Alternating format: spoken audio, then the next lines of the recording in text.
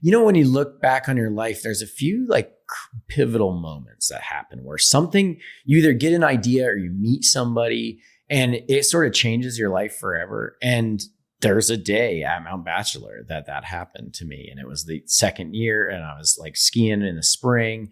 You know, batching in the springtime, it's pretty low key and it's this cool vibe because there's just a couple lifts running. Everyone there is super into being up there. If you're skiing and snowboarding in the spring, you're kind of like a diehard but it's one of the best times of year to be up there. And I'm lapping and I see this other dude. I'm on the summit chair and I see this other dude with twin tips.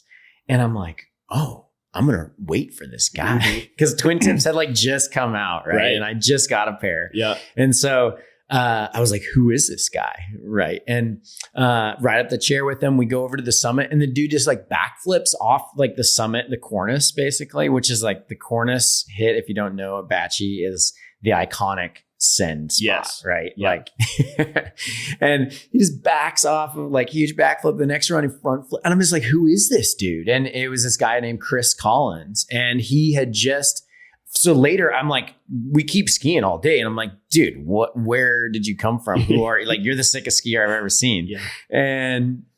And he's like, oh yeah, well, I just got done. I live in Utah in the winter and I live in Oregon and his family was from Baker City. So like kind of, you know, not too far from here, but, and he's like, yeah, I was just filming with TGR and just hit Chad's Gap. And I started like digging all this information out of him. And I'm just like, whoa, dude, you're a guy, you're like this head. And so we skied a handful of days while I was visiting here.